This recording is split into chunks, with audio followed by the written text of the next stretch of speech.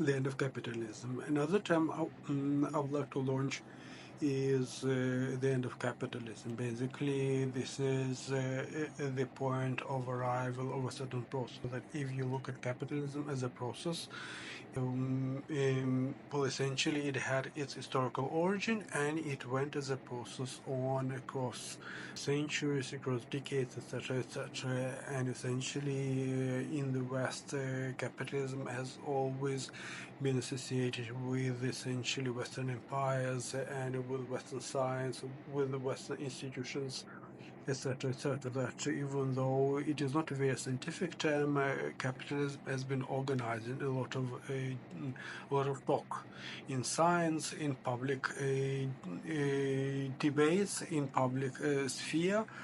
And some have also been saying that this process can also run its course. In other words, as maybe more recently Ray Dalio has been speaking of the cycles of historical civilizations, and he kind of sees Western civilization achieving its end at some point.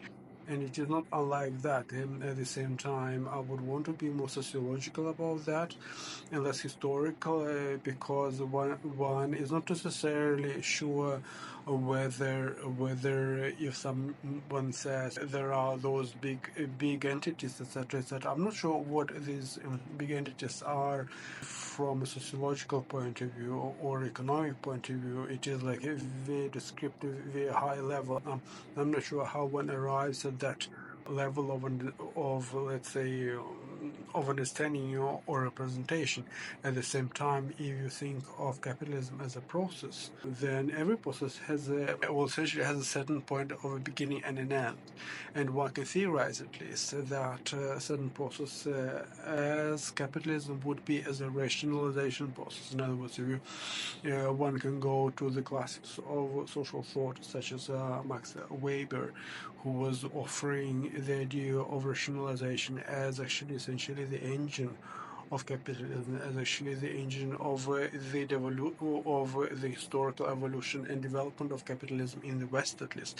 And for Weber, capitalism has always been a very Eurocentric, Western-centric idea and a notion, so that if one could say that there is a point of end, and this is something that maybe connects to the discussion of the end of history, as was offered by Fukuyama in the late 80s, early 90s, in the last century, where there was a sense of an achievement of a certain point, and in my way, he could be more correct than many assume, because essentially beyond that point, there could only be a certain entropy. And I think that if one looks at what has been happening in recent decades, there could be a moment of entropy from a point of, say, peak power opposition towards a certain deconstruction of the rule-based international order from that point on and up to the present moment. And I think that in this respect, Western capitalism as something that, well, of course, has had its origins in the discoveries of the new land, of the new economic resources, which were brought into the European centers of economic accumulation, let's say in Madrid, in Northern Europe, let's say London, Paris, and then only later in Washington, as United States has become a dominant economic power in the 19th century, early 20th century, and across that period. And then there would be a modernization of capitalism along that way, across wars, across conflicts, across all of that. And it seems that at this point, when one reads headlines, there is a sense of a rupture of a certain people, or let's say observers, say that essentially the world order as we knew it in the last 60 years is no longer there.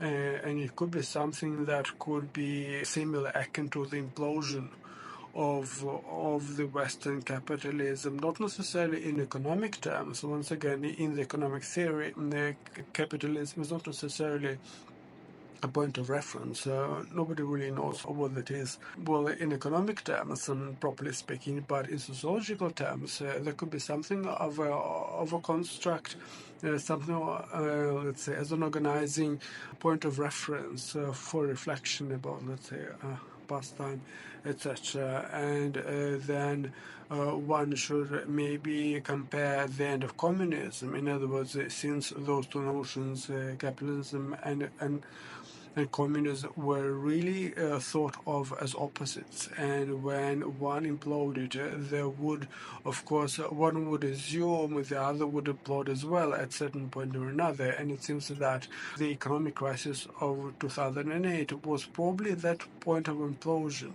So that, and it was not recognized as such anything that only in the last 16 years we become more aware that a lot of things have changed since, and one could maybe trace it back to that point, or it's earlier to the end of the opposition, inter-systemic opposition internationally, as essentially an organizing principle, and then the emergence of the multipolar, multi-systemic world order on the ruins of all that.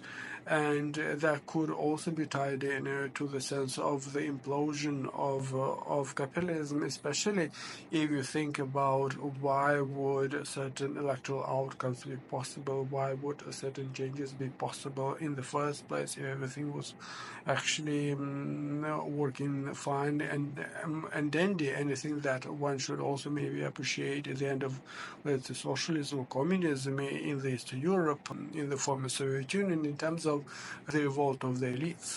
The revolt of the elites when they didn't see any significant improvement in their lot, in their opportunities, in their options for, let's say, rent, seeking rent generation or distribution, and what they essentially very peaceful at the moment destruction of the order that they have inherited have brought to them, so that they've made at a certain point a rational choice, a decision, and then they ran with it, and that was essentially the way that structure, whatever it is called, communism, socialism, came to an end, to an effective end. Of course, this story would be different in each country, in each let's say slice of time, let's say in a year, in a month, or a decade, but one would have a sense of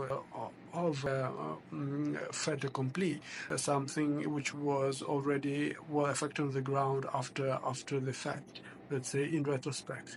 And it seems that we are witnessing something similar on the level of big processes which could be happening already, or probably have happened already at a certain point in time in the past, and we're living through only the implications and the outcomes which only become, let's say, visible, or let's say outwardly manifested right now. And this could be something that also could tie with maybe reemergence of Asia and a certain rebalance of international affairs as part of that.